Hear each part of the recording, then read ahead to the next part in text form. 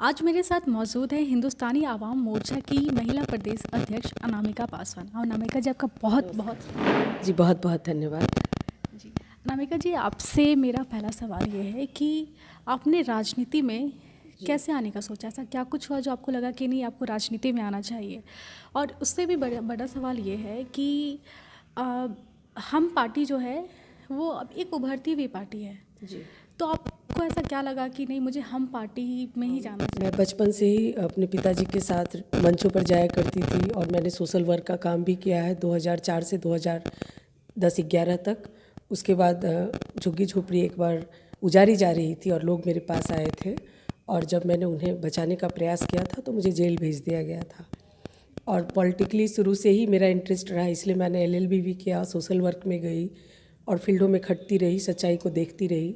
और BPSC की भी मैंने तैयारी की थी, PT भी निकाल ली थी, मेंस भी निकाल ली थी।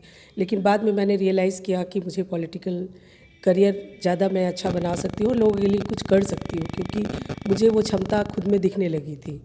और जहाँ तक हम पार्टी का सवाल है तो मैं उस समय 2012 में कांग्रेस की प्रदेश उपाध्यक्ष थी दलित प्रकोष्ठ की। और जैसे ही मांझी साहब ने इस्तीफ़ा दिया तो मुझे ऐसा लगा कि एक समाज के सबसे निचले पायदान से निकलकर आदरणीय जीतन राम मांझी जी की इतनी बेइज्जती हुई है बिहार नीतीश कुमार जी के द्वारा, तभी मैंने कांग्रेस को छोड़कर तुरंत ही मांझी जी को एट ए टाइम ज्वाइन किया और तभी से मैं इस पार्टी में जुड़ी हुई हूँ और बतौर महिला अध्यक्ष मैं कार्य में लगी हुई हूँ।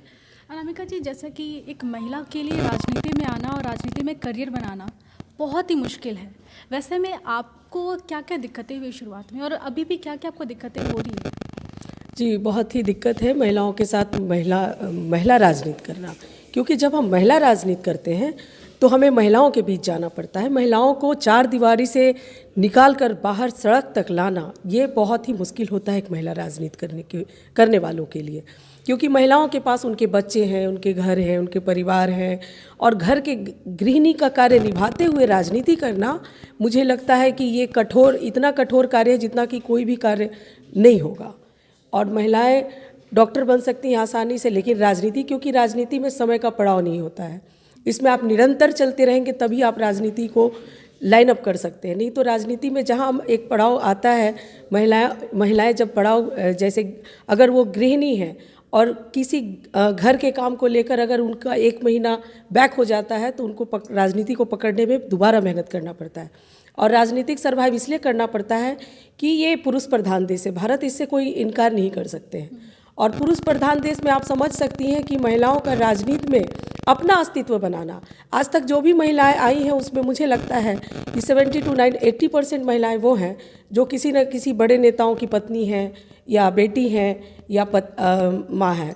इस टाइप की एक राजनीतिक दृष्टिकोण महिलाओं के प्रति दिखती जा रही है। लेकिन जो महिलाएं खुद अपने अस्तित्व को बनाती हैं उनके आगे आने के लिए उनको काफ़ी संघर्ष का सामना करना पड़ता है। उनको हर कदम पे रोका जाता है, टोका जाता है कि आप घर से भी टोका जाता है, फिर राजनीति में जिस पार्टी में आप कार्य करती हैं वहाँ भी कैसे लोग राजनीति में भी होते हैं जो चाहते हैं कि ये महिला होकर इतनी आगे ना बढ़े, तो वहाँ पे भी उनको रुकावटों का सामना करना पड़ता है। क्या क्या दिक्कतें हुई?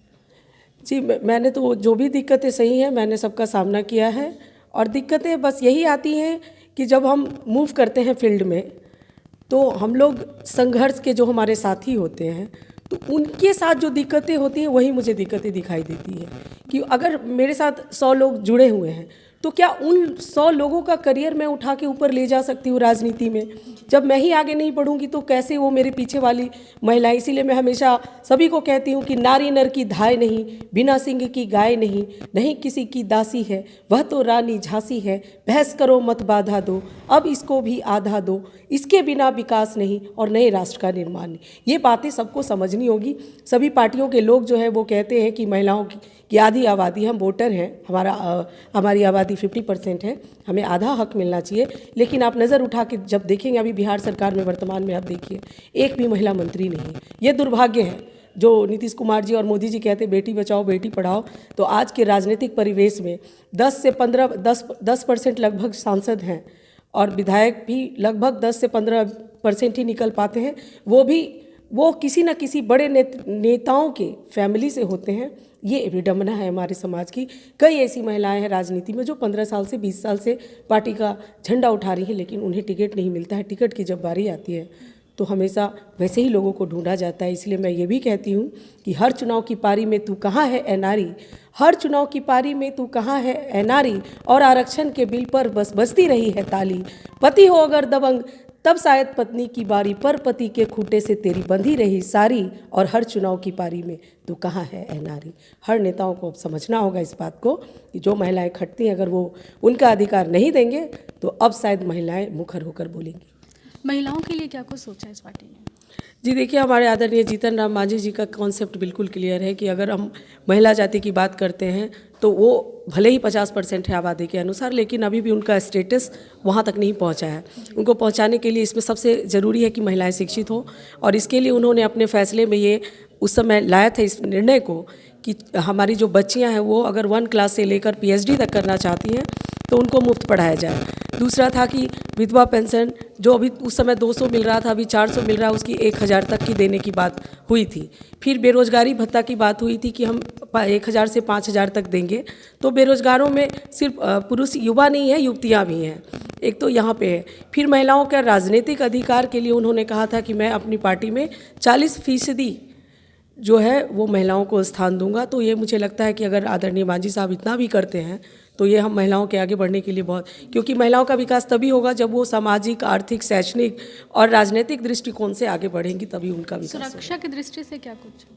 देखिए, महिला सुरक्षा की बात है तो सबसे पहले बात है कि अगर महिला सुरक्षा की बात अभी नीतीश कुमार जी कर रहे हैं कि महिलाएं सुरक्षित हैं, लेकिन आप देख लीजिए कि हर तरफ महिलाएं असुरक्षित है बिहार में। अभी हाल फिलहाल भी मैंने बहुत हुंकार भरा था, राजभवन मार्च भी किया था। रेप की जो घटनाएं घटती हैं तो उसमें ये हम लोग देख रहे हैं कि कन्विक्शन रेट 1 to 2% या 2 to 3% जा रहा है। क्यों जा रहा है? क्योंकि नीतीश कुमार जी का कहना है कि हमारे यहाँ रेप नहीं हो रहा है, रेप के मामले दर्ज हो रहे हैं, उन्हें मामले को पलट दिया जा रहा है। कहा जा रहा है यहाँ तक कि मेडिकल रिपोर्ट भी निगेटिव कर दिया जा रहा है। उसके बाद है कि महिलाएं जो मुखर है, महिलाएं अगर उनके साथ भी कुछ होता है तो भी नीतीश जी की सरकार में उसको इंसाफ नहीं मिलता है, वो भी मैंने देखा है।